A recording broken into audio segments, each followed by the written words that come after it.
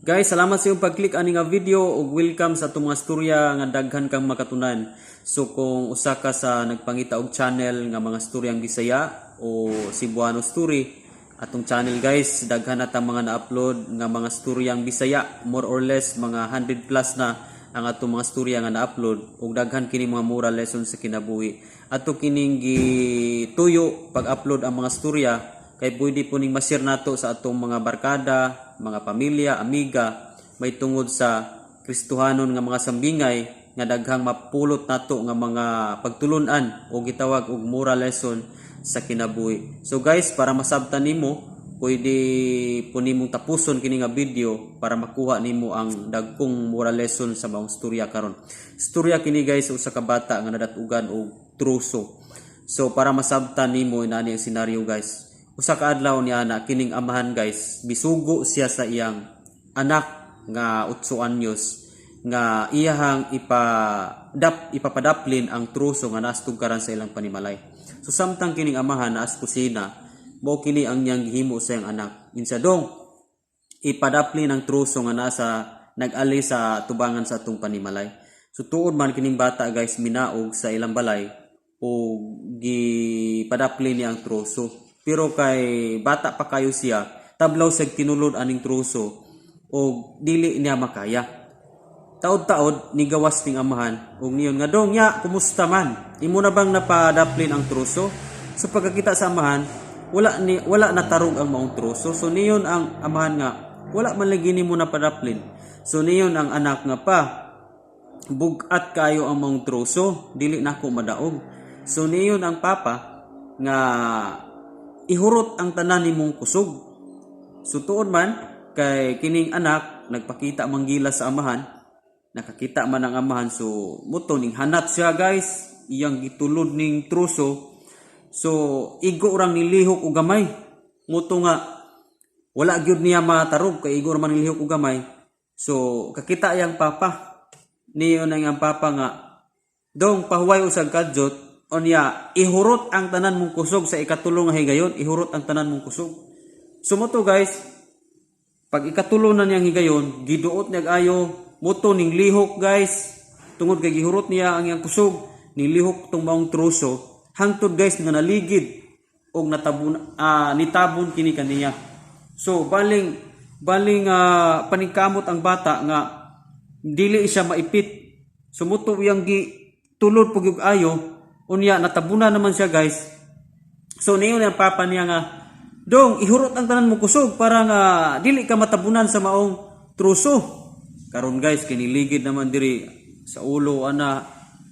Bali nang syagit sa anak. Niyon ang anak nga pa dili nako kaya. Niyon ang amahan ihurot ang tanan mong kusog. Niyon ang anak pa ako nang gihurot ang tanan kong kusog. Gihurot na daw niya ang tanan kong kusog. Niyon ang amahan dong wa gyud nimo gihurot ang tanan nimong kusog kay kung gihurot pa nimo ang tanan nimong kusog misampit unta kanako og tabang kay ako ang imong kusog nak. Ako ang imong amahan, ako mo imong kusog. Pero wa man kani sampit nako og tabang, ikaw gyoy nabugatan sa imuhang ipas-an nga truso karon. So guys, dinhi lang ta kutob sa tong istorya. Actually, sambingay ni siya nga makuhaan nato og dagkong pagtulunan sa kinabuhi nga naay mga Kristohanon karon, naay mga tawo karon nga nabugatan sila sa ilang problema daw mga truso ang ilang gipas-an. Dunay mga tawo nga naningkamot nga masulbad ang ilang mga problema sa kinabuhi apan niabot sa point nga wala nila masulbad, wala nila makayag sulbad ang mga problema. And some of them nag-attempt sila nga maghikog, ang uban nawadaan sa paglaom tungod kay sila lang ang nagsulbad sa ilang problema guys. Ang lesson nga tumakuha nining maong sambingay nga sa ato dayon kinabuhi, adunay mga problema nga dili nato mapas-an o dili nato makaya og kitara. Okay? Kanang pag-ingon sa maong sambingay nga ihurot ang tanan nimong kusog, bisan pa og ihurot og ibuhos nato ang tanan natong kusog, kung malimot kita og sampit og pangayog tabang sa Ginoo, dili gyud nato makaya kung unsa ang problema nga gipas-an nato sa tong kinabuhi karon. Guys, adunay mga problema nga dili nimo kayag pas-anon kung ikaw ra. Kinahanglan gyud ka og tabang nga gikan sa Ginoo, guys. So, dapat ang truso naghulagway kini og mga problema sa atong kinabuhi. Every day aduna tay mga problema sa kinabuhi. Now, bisan unsa ka bright guys, unsa ka smart sa kinabuhi nini kalibutana, without God sa imong kinabuhi, lisod nga makalahutay ka sa nagkalaing-laing problema nga moabot pa sa ato ang kinabuhi. Now, siguro nasulbad na ang ubang mga problema nimo sa unahan aw sa nangagi, pero doon na pa'y mga problema nga umalabot sa atong kinabuhi guys, nga nagkinahanglan gyud ta og tabang nga gikan sa Ginoo.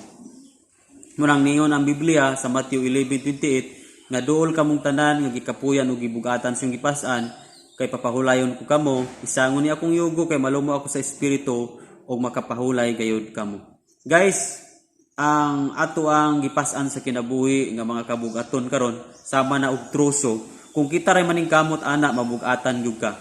Pero ang atong kusog gikan sa atong langitnong Amahan. Sumala sa mong sambingay kung katong maong anak nga 8 anyos ug ngiyong pasang patabangi ko ang katong amahan maunta toy moalsa sa maong truso. Okay? Kay mas kusgan baya ang iyang amahan sa pag-alsa sa maong truso kay siya nga 8 anyos nga maoy mo alsa sa maong truso.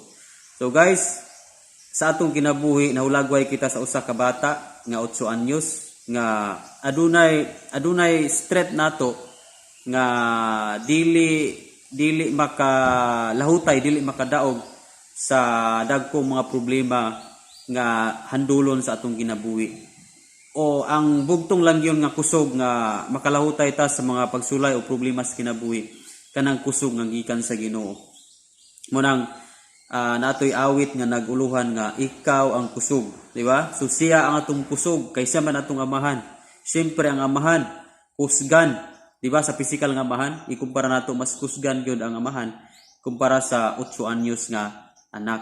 Ang atong langit nung amahan, siya ang tanan natong kusog. Kana pag ingon sa mong sambingay nga ihurot ang tanan mong kusog, no? So kana dun natay kusog nga gikan sa Ginoo, nga kung musampit gyud ta sa Ginoo, kung mga tagtabang sa Ginoo, maalsa gyud o madaog gyud ang bisan unsang problema nga moabot nimo. So guys, ayaw pagpakawala sa paglaom. Kung doon na kay mga problema karon nga nagyan sa kinabuhi, doon na kay mga bagyo sa kinabuhi nga imong nagian, daw sama nagtruso nga mitabon kanimo, mi pusdak nimo og mi kana bang midat-og nimo nga mga pagsulay karon problema sa imong kinabuhi.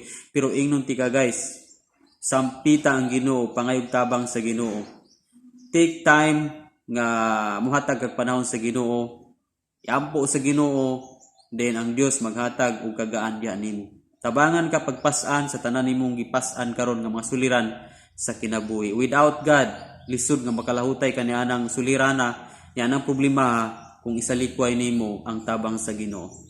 Guys, ayaw i-underestimate ang tabang sa Ginoo, kay ang tabang sa Ginoo kusog kini kanato. Kung ang Dios na ang mupas-an sa atong mga problema, tagaan gyud ta og kagaan sa kinabuhi.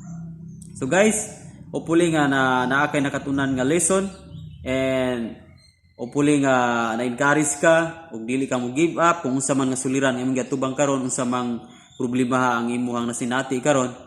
Ayaw pagpakawalas paglaom, kay aduna tay Ginoo nga andam nga mutabang niadto mga tawo nga musampit kaniya ug muduol ug mangayo ug tabang. Duol sa Ginoo guys, pangayog tabang. Ayaw pagpakawalas paglaom. Kay ang Dios naa naminaw, willing siya nga mutabang sa mga tawo nga muduol ug musampit kaniya. So dinilang takutob guys atong sambingan, hopefully nga doon na tayo mga moral lesson nga nakutlo, and pwede po natong ma-share sa atong mga pamilya kini maong storya, hilabi na gyud sa mga pamilya nga nawad-an sa paglaom, pamilya nga problemado, daghang mga pagsulay. Kani nga video guys, pwede nimo ni magamit para i-share nila and tagaan nimo mga moral lesson sa kinabuhi. So, kung bago pa kaning channel, ayaw kalimut sa pag-subscribe guys para updated ka sa dagan pa natong mga sambingay. Pwede po kamo tan-awin ni nga video guys, pwede ra po nimo direct play imurang i-click direkta guys. God bless, glory to God.